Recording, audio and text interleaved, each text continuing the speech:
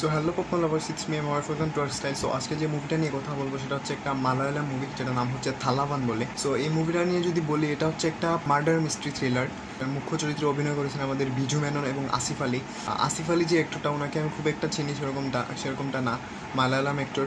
But Biju মেননের কয়েকটা কাজ দেখেছি এবং বিজু মেনন অনেক ভালো একজন পারফর্মার। আমি অ্যাকচুয়ালি এই মুভিটার রিভিউ কম, আমি আপনাদের সাথে এই মুভিটাকে ইন্ট্রোডিউস করানোর জন্য এনেছি। এই মুভিটা 2024 মার্চ মাসে as far age I know release হয় এবং এই মুভিটা মালায়ালাম থ্রিলার মানেই ভালো মুভি, এটার কোনো সন্দেহ নেই।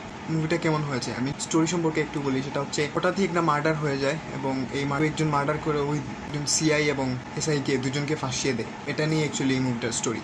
সো কীভাবে এই জিনিসগুলো থেকে তারা বের হয়, আদৌ এই মার্ডারের পিছনে খুনি কে বা কার হাত আছে, কেনই বা এই জিনিসটা করা হচ্ছে বা তাদেরকেই কেন ফাঁসিয়ে দেওয়া হয়েছে, সব সম্পর্কে জানতে হলে মুভিটা আপনাদের দেখে নিতে হবে। মুভিটা অ্যাভেলেবেল আছে হিন্দি, তামিল, তেলেগু এবং মালায়ালাম। অফকোর্স সোনি লিভে অ্যাভেলেবেল আছে মুভিটা। বলে আমার পয়েন্ট অফ ভিউ থেকে মুভিটা কেমন হয়েছে, আমার একটা পারফেক্ট মার্ডার মিস্ট্রি মুভি হয়েছে আমার জন্য।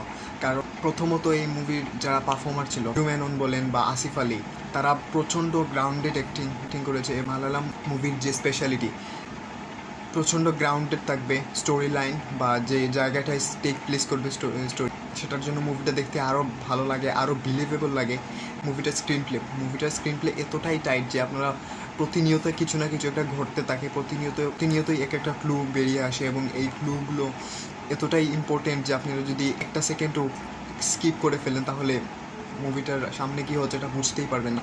স্ক্রিন প্লেটা এতটাই টাইট এবং আপনি লাস্ট পর্যন্ত জানার ইচ্ছা থাকবে যে কে অ্যাকচুয়ালি খুনি বা কে করেছে বা কেনই বা ওদেরকে ফাঁসিয়ে দিয়ে চলে যাচ্ছে। মুভিটার যে থ্রিলিং ভাইবসটা, বা প্রতিনিয়ত এক একটা ক্যারেক্টার বেরিয়ে আসছে এবং তো ইনভেস্টিগেশনের দিকে যাচ্ছে। আমরা ভেবে নেই যে ওই হয়তো অ্যাকচুয়ালি মেন কালপ্রিটকে যখন ধরে ফেলে তখন ও কিন্তু আলটিমেট কালপ্রিট না বা মার্ডারার না, তাহলে কে মার্ডারার? সো এই জিনিসটা এই মিস্ট্রিটাকে বের করতেই চলে যায় এবং তারপর তারা কিভাবে পালিয়ে যাচ্ছে ডিপার্টমেন্টের ভয়ে। একে অপরের সাথে একটা সময় আসিফ আলী যে ক্যারেক্টারটা, বিজু মেননের সাথে ওর দুজনের ক্যারেক্টারের মধ্যে একটা ভুল বুঝাবুঝি চলতেছিল, এই জন্য একজন আরেকজনকে দেখতে পারে না বা এই জিনিসটাকেও যেভাবে ফুটিয়ে যায়। কিন্তু পরে যখন দুজনকেই ফাঁসিয়ে দেওয়া হয় ওদের বাড়ির সামনে লাশগুলো রাখার পর, আমি অ্যাকচুয়ালি বেশি কিছু বলবো না, তারপর দুজন যখন ডিপার্টমেন্টের ভয়ে পালিয়ে বেড়ায় যে ওরা নিজে অ্যাকচুয়ালি খুনি না, তাদেরকে কেউ ফাঁসানো হচ্ছে, এই জিনিসটা বোঝানোর জন্য। এই জিনিসগুলো অ্যাকচুয়ালি যেভাবে এক্সিকিউট করা হয়েছে এবং ডিরেক্টর জিস্টো যেভাবে এই জিনিসগুলোকে প্রেস করেছেন, সেটা ডেফিনেটলি ভালো ছিল, ডেফিনেটলি অ্যামেজিং। এবং মুভিটাকে এই জিনিসগুলো আরও ইন্টারেস্টিং করে তুলে যত সময় যায়, যত স্ক্রিন প্লেটা যত হয়। এবং মুভিটার লাস্টে একটা টুইস্ট আসে, আমি টুইস্টের কথা একদমই বলবো না। এই টুইস্টটা আপনি যত বড় প্রো অডিয়েন্স হন না কেন, এই টুইস্টটা আপনি কখনো এক্সপেক্ট করতে পারবেন না এবং এই টুইস্টটার প্রতি আপনার কোনো ধারণাই থাকবে না। একদম ক্লাইম্যাক্সে একটা টুইস্ট দেওয়া হয় এবং আমি বলে রাখি এটা এই মুভিটার সেকেন্ড পার্টও আসবে, যতদূর আমি দেখলাম, আমি দেখে বুঝতে পারলাম। কারণ এই স্টোরিটা বা এই মার্ডার যে করেছে এই মুভিতে, তাকে তো দেখিয়ে দেওয়া হয়েছে, কিন্তু এর পিছনে আরও বড় কারো হাত আছে। এই টুইস্টের কথা বললাম, এই টুইস্টটা আপনি একদমই এক্সপেক্ট করবেন না।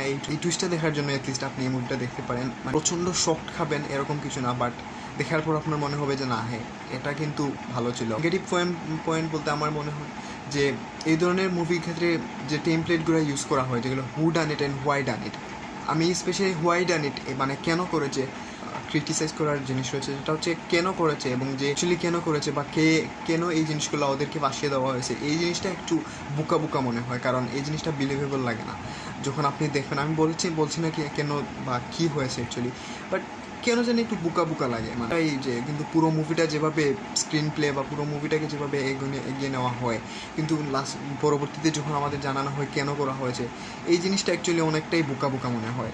এটা আপনারা মুভি দেখলে বুঝতে পারবেন যে পুরো মুভিটা ডেফিনেটলি ভালো ছিল। বিজু মেননের পারফরমেন্স বা আরও যারা লিড আদার যারা কাস্টে ছিল, আদার যারা স্পেশালি এটা ইনভেস্টিগেট করতেছিল, সো তারা ডেফিনেটলি ভালো ছিল, তাদের অ্যাক্টিংও পারফেক্ট ছিল। সো এটা একটা পারফেক্ট মার্ডার মিস্ট্রি। সো আপনারা যদি না দেখে থাকুন তাহলে প্লিজ দেখে আসুন। আমার তো ওভারঅল মুভিটা ভালো লেগেছে। লাইলাম আর একটা মুভি মামুটির কান্নুস কোড মুভিটা দেখে থাকুন তাহলে অবশ্যই এই মুভিটা আপনাদের ভালো লাগবে। তো এটাই যে ওভারঅল আমার এই মুভিটা ভালোই লেগেছে। আমি এই মুভিটাকে যদি রেটিং দিই তাহলে আমি নিঃসন্দেহে 4 out of 5 দেবো এবং এজ এ সিনেফাইল যদি আমি এই মুভিটাকে রেটিং দিই তাহলে 3.5 out of 5 দেবো। ভিডিওটা যদি ভালো লেগে থাকে তাহলে প্লিজ লাইক, কমেন্ট এবং সাবস্ক্রাইব করে সাথেই থাকবেন। কোন পর্যন্ত ওয়েট করুন এবং দেখতে থাকুন ওয়ার্কস টাইম। বাই।